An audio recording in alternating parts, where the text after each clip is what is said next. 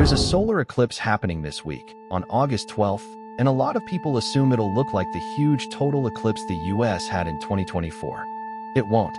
Here's what's actually happening, and exactly how much your city will see, ranked from the best view in the country down to almost nothing. And stick around for the safety part, because even a tiny partial eclipse can damage your eyes if you look at it the wrong way. Number 1. What's actually happening?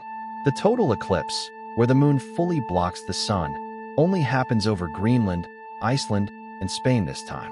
People in those countries will see the sky go dark in the middle of the day, stars becoming visible, and the sun's outer atmosphere glowing around a black disk. The United States doesn't get totality anywhere. What Americans get instead is a partial eclipse, just a bite taken out of the sun, visible mainly across the northern and northeastern states in the early afternoon. The partial eclipse starts around 11:34 a.m. Eastern, with the peak moment around 12:52 p.m. Eastern.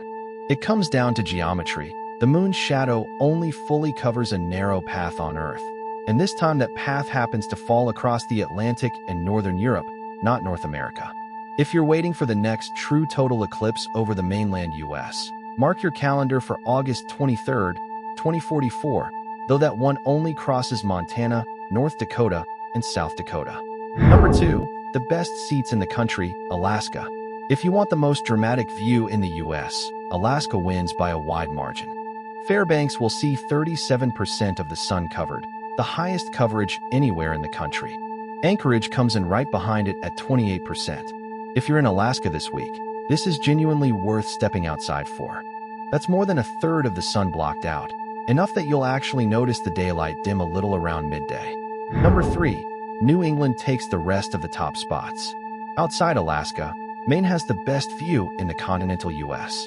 Bangor will see 24% coverage, and Portland, Maine comes in at 19%. Boston follows at 16%, still a noticeable dip in sunlight if you know when to look. Notice the pattern so far. The farther northeast you go, the more of the sun gets covered, because that region sits closest to the edge of the moon's shadow. Number 4. The big cities land in the middle. This is where most people actually live, and it's also where the eclipse gets a lot less dramatic. New York City will only see about 9% coverage, and Philadelphia comes in even lower, at 7%. You'll need eclipse glasses to notice anything's happening at all.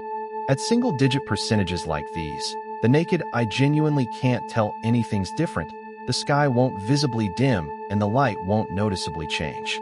Number 5. The bottom of the list. Washington, D.C. sits at under 4% coverage. Detroit sees about 3%, and Minneapolis barely registers anything, at just 0.5%. For context, 0.5% coverage is close to the theoretical edge of visibility. Some instruments could detect it, but the difference to a person standing outside is essentially nothing. If you're in any of these cities, you could genuinely miss the entire event without looking directly at the right moment with the right eyewear.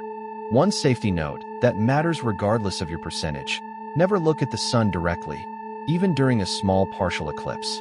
You still need certified eclipse glasses, the same rule as any other solar eclipse. No eclipse glasses on hand. A simple pinhole projector works too. Poke a small hole in a piece of cardboard and let the sunlight pass through it onto a second surface, completely safe to view indirectly.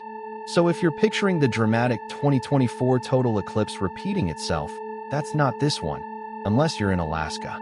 From 37% in Fairbanks down to 0.5% in Minneapolis, where you live genuinely decides whether this is a real event or a total non-event.